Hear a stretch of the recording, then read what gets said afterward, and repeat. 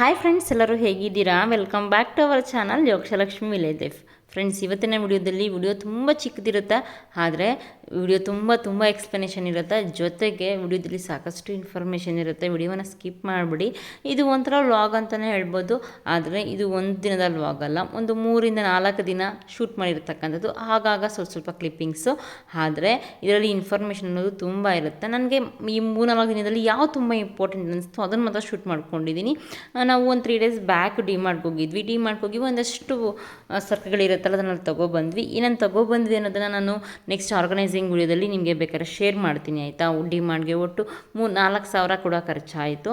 ಹಾಗೆ ನಮ್ಮ ಅಮ್ಮ ಮನೆಗೆ ಹೋಗಿದ್ವಿ. ಅಮ್ಮ ಮನೆಯಲ್ಲಿ ತೆಂಗಿನಕಾಯಿ ಎಲ್ಲ ಇಳಿಸಿದ್ರು, ಆಯಿತಾ? ತೆಂಗಿನಕಾಯಿ ಎಲ್ಲ ಇಳಿಸಿದ್ರು, ನೀವು ನೋಡ್ತಿರ್ಬೋದು. ತೆಂಗಿನಕಾಯಿ ಎಲ್ಲ ಇಳಿಸ್ವಿ.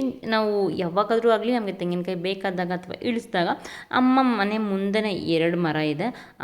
ಒಂದಷ್ಟು ಒಂದು 40-50 ತೆಂಗಿನಕಾಯಿ ಅಲ್ಲಿಂದ ತೊಗೊಂಬರ್ತೀವಿ. ಎಳ್ನೀರು ಕೂಡ ತೊಗೊಂಬರ್ತೀವಿ.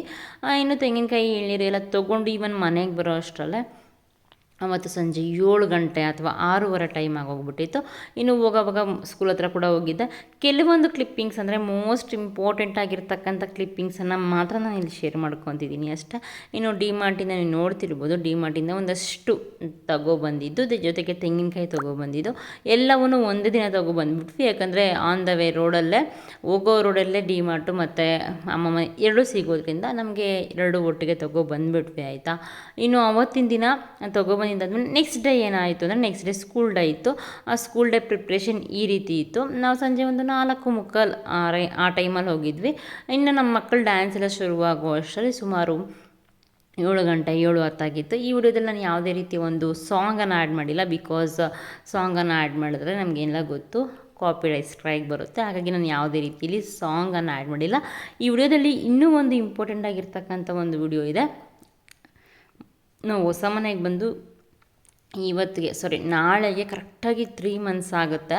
ಅಂದರೆ ಡಿಸೆಂಬರ್ 13ನೇ ತಾರೀಕು ನಾವು ಬಂದಿದ್ದು. ಜನವರಿ 13, ಫೆಬ್ರವರಿ 13, ಮಾರ್ಚ್ 13, ಅಂದರೆ 3 ಮಂತ್ಸ್ ಕಂಪ್ಲೀಟಾಗಿ ಆಗೋಗ್ಬಿಡುತ್ತೆ. ಆದರೆ ಈ 3 ಮಂತ್ಸಲ್ಲಿ ನಮ್ಮ ಮನೆ ಹತ್ರ 2 ಸಲ, ಅಂದರೆ ಒಂದು ಮನೆ ಒಳಗಡೆ ಹಾವು ಬಂದಿತ್ತು, ಇನ್ನೊಂದು ಹೊರಗಡೆ ಕಾಣಿಸ್ಕೊಂತು. ಬಟ್ ಇದರ ಒಂದು ಸೂಚನೆ ಏನು ಅಂತ ನನಗೆ ಗೊತ್ತಿಲ್ಲ. ನಿಮಗೆ ಗೊತ್ತಿದ್ರೆ ದಯವಿಟ್ಟು ಕಾಮೆಂಟಲ್ಲಿ ಕಾಮೆಂಟ್ ಮಾಡಿ ತಿಳಿಸಿ. ಒಂದು ಸಲ ಬಂದು ಜೇರತ್ನ ಹಾವು ಬಂದಿತ್ತು, ಇನ್ನೊಂದು ಸಲ ನಾಗರಾವು ಬಂದಿತ್ತು. ಯಾಕೆ ಈ ಥರ ಬಂದಿದೆ ಅಂತ ನನಗೆ ಗೊತ್ತಿಲ್ಲ. ಅಂದರೆ ಒಳ್ಳೆಯದಕ್ಕೋ ಕೆಟ್ಟದಕ್ಕೆ ಅಂತ ಗೊತ್ತಿಲ್ಲ. ನಾವೆಲ್ಲ ತುಂಬ ಸೆಂಟಿಮೆಂಟ್ಸ್ ಫೆಲೋಸ್ ಅಲ್ವಾ, ಬೇಗ ಸೆಂಟಿಮೆಂಟಲ್ಲಿ ಇದಾಗ್ಬಿಡ್ತೀವಿ. ಒಬ್ಬೊಬ್ಬರು ಒಳ್ಳೆಯದಕ್ಕೆ ಅಂತ ಹೇಳ್ತಿರ್ತಾರೆ, ಇನ್ನೊಬ್ರು ಏನೋ ಒಂದು ನಿಮಗೆ ಸೂಚನೆ ಕೊಡುತ್ತೆ, ಅದಕ್ಕೆ ಬಂದಿರುತ್ತೆ ಅಂತ ಹೇಳ್ತಾರೆ. ಬಟ್ ಇದು ನನಗೆ ಸೀರಿಯಸ್ಲಿ ಹೇಳ್ತೀನಿ, ಗೊತ್ತಿಲ್ಲ. ಅದು ಹೇಗೆ ಬಂತು ಅಂತಲೂ ಗೊತ್ತಿಲ್ಲ. ಇವಾಗ ಡೋರ್ ಕ್ಲೋಸ್ ಮಾಡಿರ್ತೀನಿ. ನಿಮಗೆಲ್ಲ ಗೊತ್ತು, ನಮ್ಮ ಮನೆ ಆಲ್ಮೋಸ್ಟಲ್ಲೂ ಸರೌಂಡಿಂಗು ಜಾಸ್ತಿ ತೋಪು ಮತ್ತು ತೋಟಗಳು ಆ ಥರ ಇರೋದ್ರಿಂದ, ಇಲ್ಲಿ ಯಾವುದೇ ಮರಗಳಿಲ್ಲದೆ ಇರೋದ್ರಿಂದ ನಮಗೆ ಹಾವು ಬರೋ ಚಾನ್ಸಸ್ ತುಂಬ ಇರುತ್ತೆ. ಈವನ್ ಸಿಂಗಲ್ ಆಗಿರೋದ್ರಿಂದ ಮನೇಲೂ ಅವಾಗವಾಗ ತುಂಬ ಈ ಥರ ಬಂದಾಗ ತುಂಬ ಭಯ ಕೂಡ ಆಗ್ತಿರುತ್ತೆ. ಈವನ್ ನನ್ನ ಈ ಡ್ಯಾನ್ಸ್ಗಾಗಿರ್ಬೋದು, ನಾನು ಹೇಳ್ತಿರೋ ಮಾತಿಗಾಗಿರ್ಬೋದು, ಯಾವುದೇ ರಿಲೇಷನ್ಸ್ ಇಲ್ಲದೆ ಇರ್ಬೋದು, ಆದರೆ ಸೀರಿಯಸ್ಲಿ ಹೇಳ್ತೀನಿ, ಮನೇಲಿ ಒಬ್ಬೊಬ್ಬರೇ ಇದ್ದಾಗ ಈ ಥರ ಹಾವು ಬಂದುಬಿಟ್ರೆ ತುಂಬ ಭಯ ಆಗುತ್ತೆ ಅಲ್ವಾ? ಏನು ಹೇಳ್ತೀರಾ? ಇನ್ನು ನಾನು ಮೊದಲನೇ ಹೇಳಿದಾಗೆ ಇದು 3 ದಿನದ ಕಂಪ್ಲೀಟ್ಲಿ 3 ದಿನದಲ್ಲಿ ಯಾವುದು ತುಂಬ ರೇರಾಗಿ ಮಾಡಿರ್ತೀನಿ ಅಲ್ವಾ ಕೆಲಸ, ಅದನ್ನು ಮಾತ್ರ ನಾನು ಶೂಟ್ ಮಾಡ್ಕೊಂಡಿರೋದು ಅಷ್ಟೇ. ಇನ್ನು ನೀವು ವಿಡಿಯೋದಲ್ಲಿ ನೋಡ್ತಿರ್ಬೋದು, ನನ್ನ ಚಿಕ್ಕ ಮಗಳ ಡ್ಯಾನ್ಸ್ ಇದು. ನನ್ನ ದೊಡ್ಡ ಮಗಳ ಡ್ಯಾನ್ಸ್ ಎಲ್ಲ ಏನೂ ಇಲ್ಲ, ಜಸ್ಟ್ ಮುಖ ಪಾತ್ರ ಅಭಿನಯ ಇರುತ್ತಲ್ಲ ಅದನ್ನು ಮಾಡಿದ್ಲು. ಅದನ್ನು ವಿಡಿಯೋ ಶೂಟ್ ಮಾಡ್ಕೊಳ್ಳೋಕೆ ಆಗಲಿಲ್ಲ, ಹಾಗಾಗಿ ಅದನ್ನು ಮಾಡಲಿಲ್ಲ. ಇನ್ನು ಕೊನೆಯದಾಗಿ ಸ್ಕೂಲ್ ಡೆಕೋರೇಷನ್ ಹೇಗಿತ್ತಪ್ಪ ಅಂದರೆ ಈ ಥರ ಇತ್ತು. ಒಂದು ಸಣ್ಣದಾಗಿ ಒಂದು ಪುಟ್ಟದಾಗಿ ಒಂದು ಶಾರ್ಟ್ ವಿಡಿಯೋ ಥರ ಮಾಡ್ಕೊಂಡಿದ್ದೀನಿ ಅಷ್ಟೇ. ಇದೆಲ್ಲ ಕೂಡ ನಮ್ಮ ಲೈಫಲ್ಲಿ ಒಂದು ಮೆಮೊರೀಸ್ ಆಗಿ ಇದ್ಬಿಡುತ್ತೆ. ಹಾಗಾಗಿ ಇನ್ನು ನೀವು ನೋಡ್ತಿರ್ಬೋದು, ನಾನು ಆಗಲೇ ಹೇಳ್ದಂಗೆ ವಿಡಿಯೋದಲ್ಲಿ ನೀವು ನೋಡ್ತಿರ್ಬೋದು, ಆ ಒಂದು ಮೆಟ್ಲು ಕೆಳಗಡೆ ಇದೆಯಲ್ಲ, ಅಲ್ಲೋಗಿ ಹಾವು ಸೇರ್ಕೊಂಡ್ಬಿಟ್ಟಿತ್ತು. ಎಷ್ಟು ಪ್ರಯತ್ನ ಪಟ್ಟರೂ ಅದು ಬಂದೇ ಇಲ್ಲ. ಸುಮಾರು 1 ಅವರ್ ಟ್ರೈ ಮಾಡಿದ್ರು, ಬಿಕಾಸ್ ಅಲ್ಲಿ ಪ್ಲೇಸ್ ಒಂದು 2 ಅಡಿ ಅಷ್ಟೇ ಇರೋದಲ್ವ. ಹಾಗಾಗಿ ಪ್ಲೇಸ್ 2 ಅಡಿ ಅಷ್ಟೇ ಇರೋದ್ರಿಂದ ಅಲ್ಲಿ ಇರ್ತಕ್ಕಂಥ ವಸ್ತುಗಳೆಲ್ಲ ಅವರು ತೆಗೆದು ನೋಡಿದ್ರು. ಅದಕ್ಕೆ ಇವಾಗ ನಾವು ಕದಲಿಸ್ತಿದ್ರೆ ಅದಕ್ಕೆ ಕಾಮನಾಗಿ ಭಯ ಆಗ್ತಿರತ್ತಲ್ವ, ಹಾಗಾಗಿ ಅದು ಹೊರ್ಗಡೆ ಬಂದೇ ಇಲ್ಲ. ಸುಮಾರು ಹೊತ್ತಾದಮೇಲೆ ಅದು ಏನಾವು ಅಂತ ನಮ್ಗೆ ಗೆಸ್ ಕೂಡ ಮಾಡಲಿಕ್ಕಾಗಿಲ್ಲ. ಆಮೇಲೆ 1 ಅವರ್ ಆದಮೇಲೆ ಒಂದು ಸ್ವಲ್ಪ ಒಳಗಡೆ ಇದಾದಮೇಲೆ ನೋಡಿ ಬರ್ತಿದೆ. ಎಷ್ಟು ಭಯ ಆಗ್ತಿತ್ತು ಗೊತ್ತಾ. ಫೈನಲಿ ಅದು ನಾಗರವು. ಅವತ್ತು ಸೋಮವಾರ ಆಗಿರೋದ್ರಿಂದ ನಾನು ಇವತ್ತು ಶೇರ್ ಮಾಡ್ಕೊತಿರೋದು ವಿಡಿಯೋ ಬುಧವಾರ ಅಲ್ವಾ. ಅವತ್ತು ಸೋಮವಾರ ನಾವು ಯಾವಾಗಲೂ ನಾನು ಆ್ಯಸ್ ಯೂಶ್ವಲ್ ಪೂಜೆ ಮಾಡ್ತಿದ್ದೆ, ಬಟ್ ಅವತ್ತು ಪೂಜೆನೇ ಮಾಡಲಿಲ್ಲ.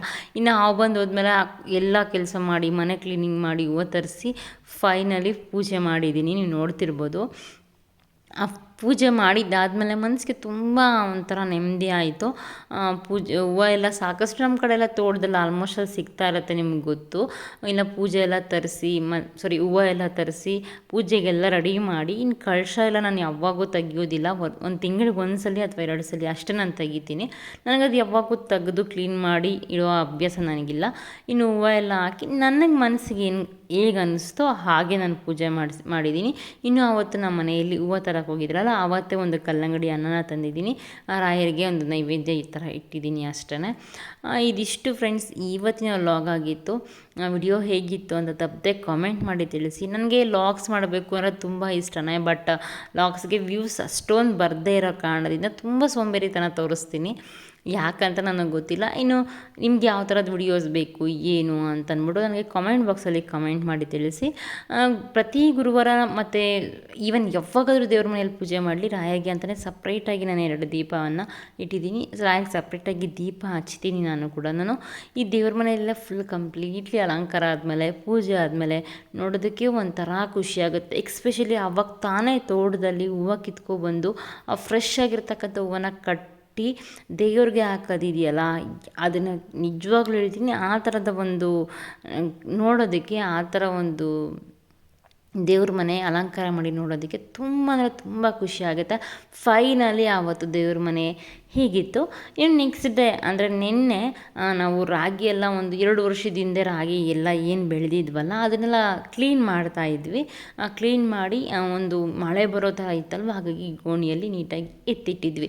ಇದು ಫ್ರೆಂಡ್ಸ್ 3 ದಿನದ ಮೇನ್ ಇಂಪಾರ್ಟೆಂಟ್ ಆಗಿರ್ತಕ್ಕಂಥ ಕೆಲಸಗಳನ್ನು ಏನು ಮಾಡಿಕೊಂಡೆ ಅನ್ನೋದು ಇದು ಇವತ್ತಿನ ವಿಡಿಯೋ ಆಗಿತ್ತು. ಸೊ ವಿಡಿಯೋ ಹೇಗಿತ್ತು ಅಂತ ತಪ್ಪದೆ ನನಗೆ ಕಾಮೆಂಟ್ ಮಾಡಿ ತಿಳಿಸಿ. ನೆಕ್ಸ್ಟ್ ವಿಡಿಯೋದಲ್ಲಿ ಮತ್ತೆ ಸಿಗ್ತೀನಿ. ಬಾಯ್, ಟೇಕ್ ಕೇರ್.